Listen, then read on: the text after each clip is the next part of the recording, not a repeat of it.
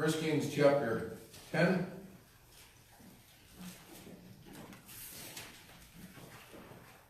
When the Queen of Sheba heard of the famous Solomon concerning the name of the Lord, she came to prove him, to test him with hard questions. I want you to note carefully throughout this, we speak of the law, but we speak of the law and the prophets. The histories are part of the prophetic writings. And they all are to be interpreted from the law of the Lord. They raise issues concerning the application of God's holy law, His word. So she came to test him with hard questions. She came to Jerusalem with a very great train, with camels that bear spice and very much gold and precious stones. And when she had come to Solomon, she communed with him of all that was in her heart. Solomon told her questions. There was not anything hid from the king which he told her not.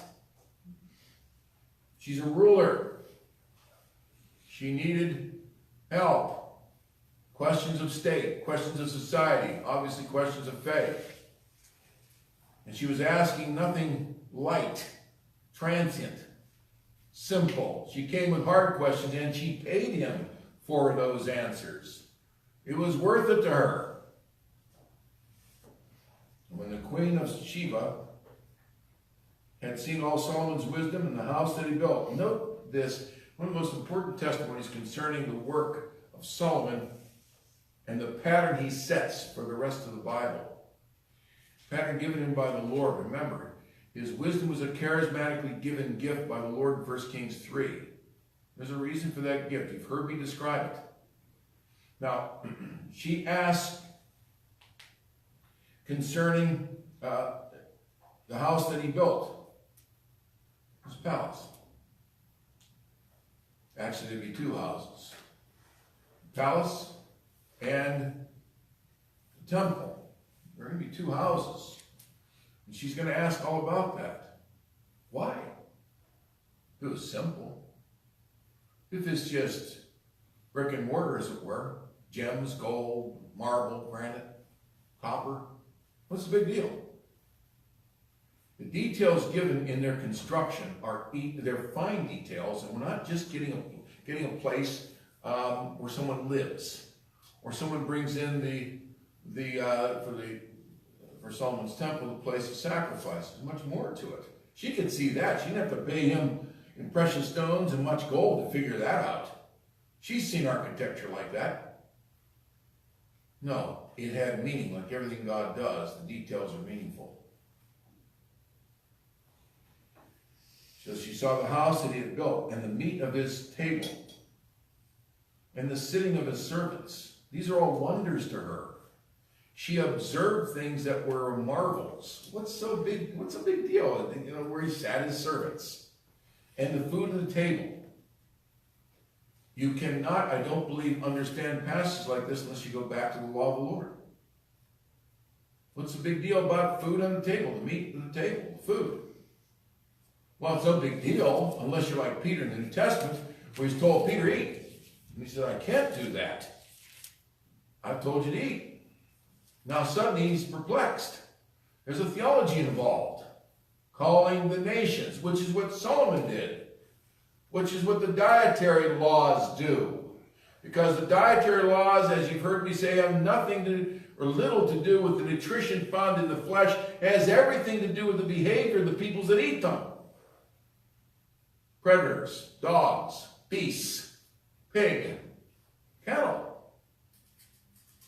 It's the behavior of the people ingesting them that becomes a lesson for their character. They want to act like animals? Okay. Here's the description. Yours a predatory nation. Well, you can imagine the kings being stunned when they hear that they're predators. Or swine. He begins to deal with them, and she wondered. The sitting of the servants, Avadim. The servants, who are they? Here's a passage that includes the Levites. She saw what would amount to as a classroom. That was not the norm. I believe it was Solomon that said that. Later on, the Greeks and the Romans are going to pick up on that. Interestingly enough, they didn't claim they invented it. Plato's Academy, Aristotle's Academy. These are things they got elsewhere. These are ideas they got. Instead of just one-on-one, the peripatetic method, they got classroom instruction, which has been handed down to the West, interestingly enough. We're the ones that developed that as an ethic. That's why people don't like homeschooling. It gets back to the one-on-one. Still classroom. He had the sitting of his servants. He had disciples. The attendance of his ministers of state. They were standing. How they attended to him as king.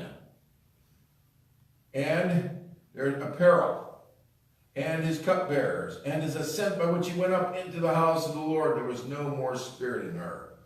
There was something that as a queen she had never seen before in each one of these marvels. To us, no big deal. They came, sat down. They came and ate. They came and they stood. She's seen servants of state. She has them. She has an whole train full of them, an entourage.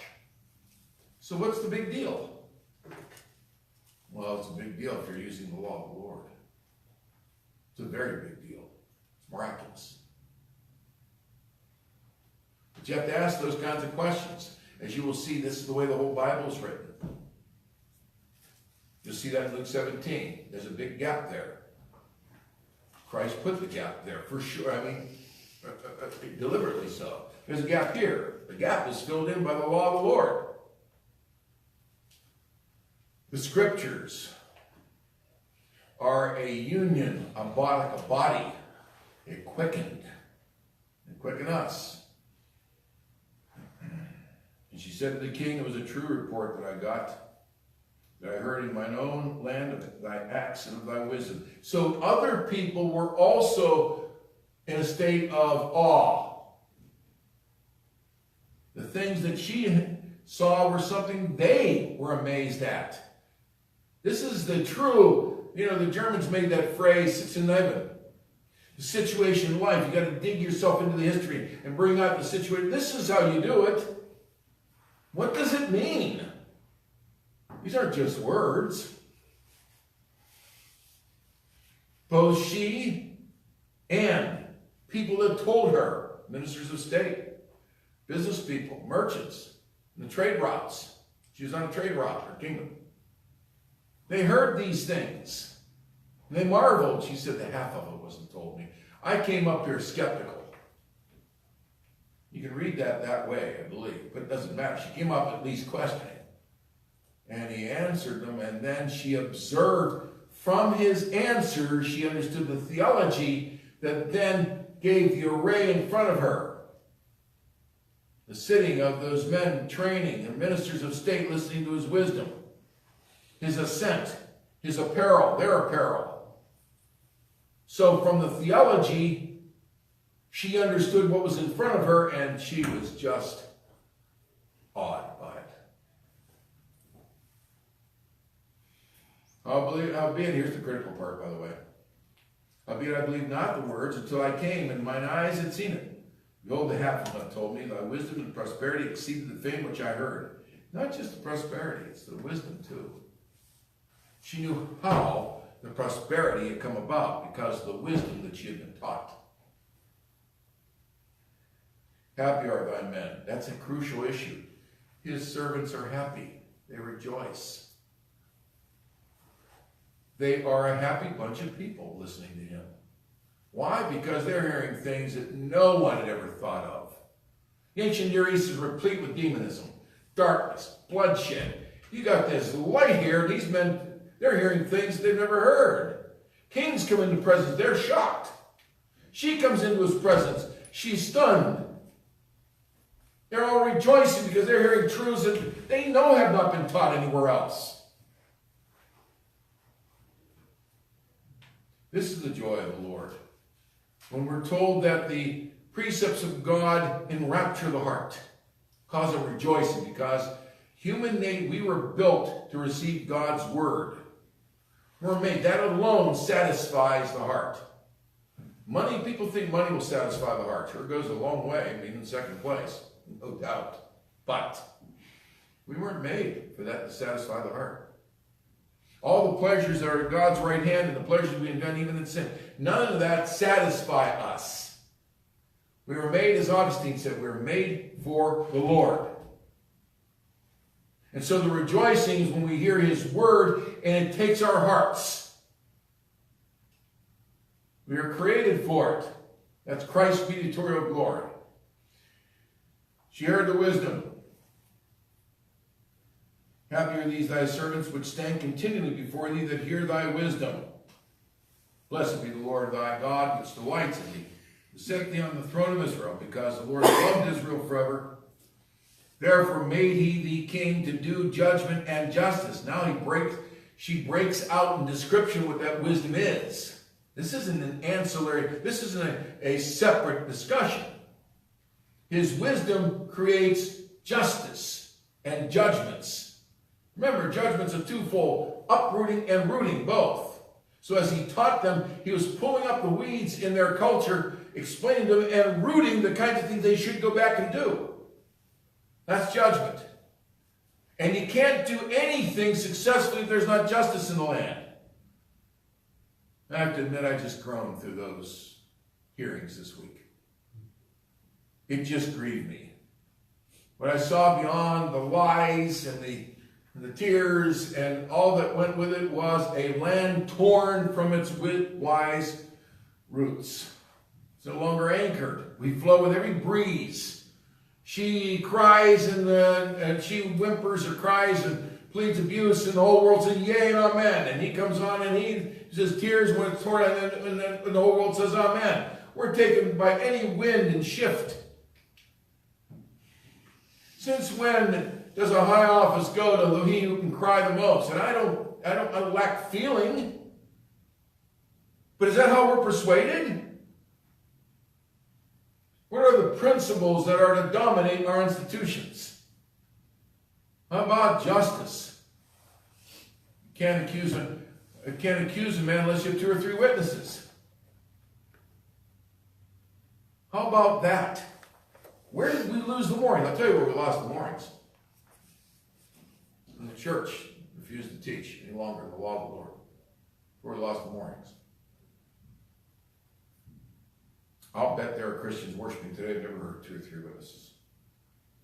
If they have, they don't know where it's found. She saw him do judgment and justice. Technically, justice and righteousness. It's judgment and righteousness. She gave the king 120 talents of gold. You know how much gold that is? A lot. That's right. And 20 talents of gold and of spices, very great store of precious stone. This is what it meant to her. This is what he gave her. This was the payment for the wisdom she received. Quid pro quo. You look at the price tag. In her thankfulness, it was worth it to her. In fact, her testimonies you saw earlier is I wasn't told the half of it. That's another way of saying I've underpaid you. I only brought what I thought may be necessary. I've underpaid you. And great store of precious stones, there came no more such abundance of spices, these which the Queen of Sheba gave to King Solomon. She outclassed everyone else in her appreciation of his wise counsels. Education, true sound wisdom is not cheap. Unfortunately, knowledge like the internet is so pervasive that anybody can throw up against the wall. But sound knowledge is not cheap. It comes at a price. And Western civilization, perhaps more than any other civilization, taught that. It's costly to get sound wisdom. Of course, what's our question? What's sound? The only answer that's consistent is that which is based upon the Word of God. That was our heritage. Throwing that away, then what's sound? Existentialism? Relativism? Humanism? How about Eastern Taoism? See, now man gropes. He threw the standard away, now he gropes. And in his frustration, his search is more costly for what he finds. That's another way of saying he's confused to the point of destruction. Keeps on doing it. Keeps on going that way. And the navy also of Hiram that brought gold from Ophir, brought in from Ophir great plenty of almond trees and precious stones. And the king made of the almond trees pillars for the house of the Lord, for the king's house, harps also, and psalteries for the singers.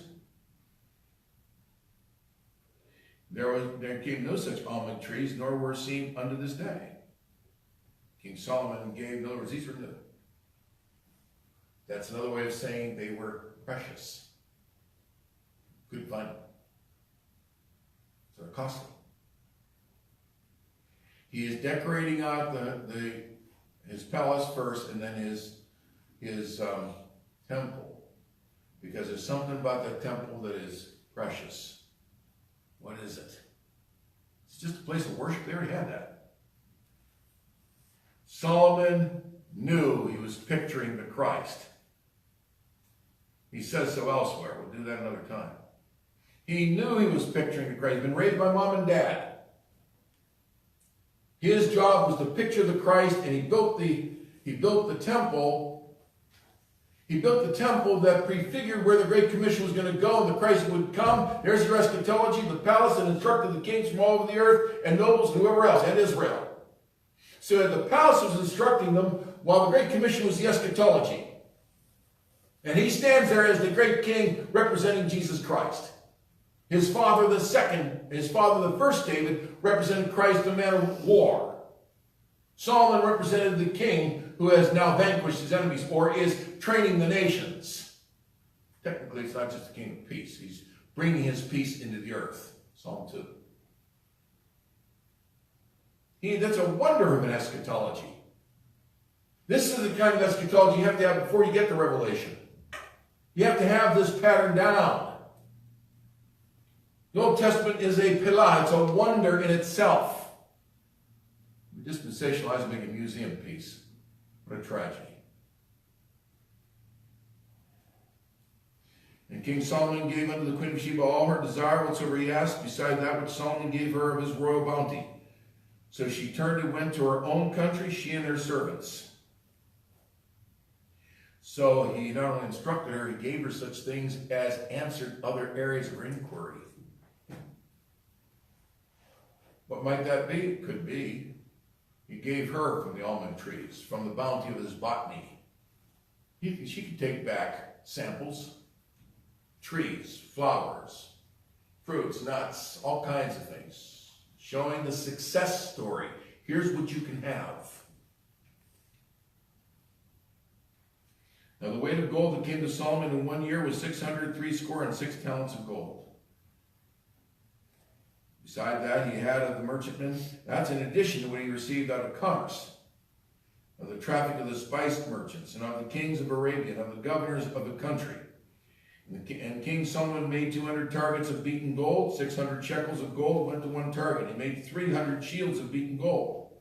Question: what are the 300 shields? What are they? Why? You do wake up one morning and just arbitrarily say, 300 is a great number. It doesn't have meaning. And the 200 targets. Let's start with the law of the Lord, 2 and 3. They testify to something. There's a 2 or 3 witness here. What's he putting up in that temple of his? 200 targets of gold, 300 shields.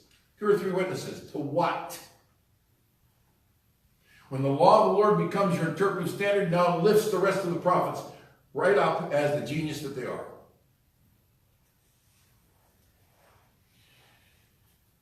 And the king put them in the house in the forest of Lebanon. He had 2 houses, one in Jerusalem, one in the forest of Lebanon. Was there a third? There's 2 houses, 2 palaces. Is there a third house? The temple. Third of a different kind. 2 or 3 again. We have 2 judicial testimonies here. Remember, judicial doesn't mean condemning. It means tell the Lord. The Lord uses evidence of something to be or something that has been. Something that God has done. The temple to come is something that will yet to be. The two palaces are something that was being undertaken to school the Israel and, well, the Levites and the kings. God is using the wisdom he gave Solomon to instruct the kings of the earth, which is exactly what our Great Commission is going to do and is doing. And I believe that what we're witnessing on television is forcing the Church of Christ to become wise and to understand that justice being violated must be replaced. The injustice, rather, justice being violated, injustice must be replaced. We're the only ones that can do that. The heathen can't do that. They don't know how. Moreover, the king made a great throne of ivory, and overlaid it with the best gold, and the throne had 6 steps, and the top of the house was round behind, and there were stays on either side on the place of the seat, and 2 lions stood beside the stay, and 12 lions. I had 2 lions and 12 lions stood there on the one side, and on the other on the 6 steps. It was not the like in made in any kingdom. And all King Solomon's drinking vessels were of gold. All the vessels of the house of the forest of Lebanon were of pure gold. None were of silver. There was nothing accounted of in the days of Solomon. Do you see yourself in this passage? Do you see yourself in this passage? You should.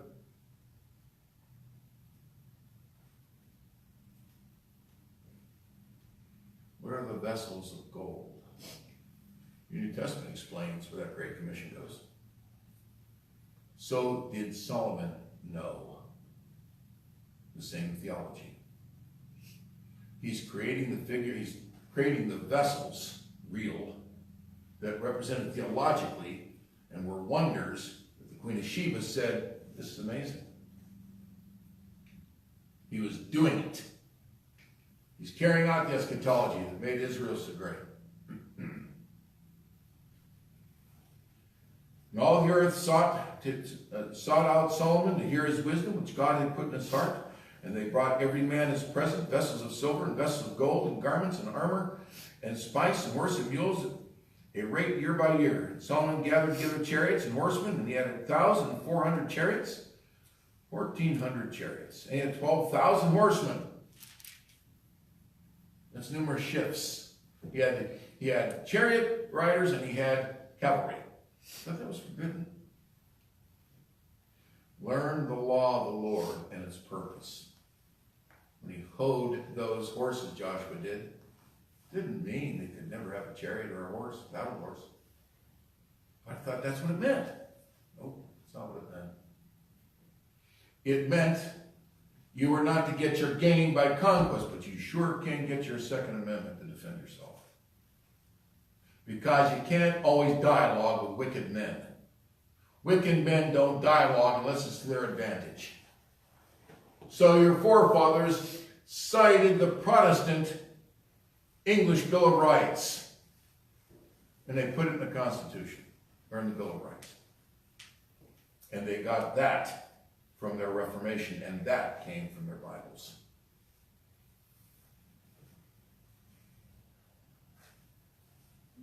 And he bestowed in the cities for chariots and with the king at Jerusalem. The king made silver to be in Jerusalem as stones, and cedars made he to be as the sycamore trees that were in the valley for abundance. And Solomon had horses brought out of Egypt, and linen yarn. The king's merchants received the linen yarn at a price, meaning market price.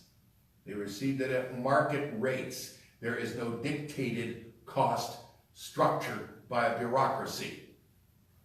It's market rates. Shows the bureaucracy, there wasn't much of a bureaucracy. We weren't trying to control the market. We're accessing it. And the chariots came up and went out of Egypt for 600 shekels of silver, and a horse for 150, and so for all the kings of the Hittites. And for the kings of Syria did they bring them out by their means.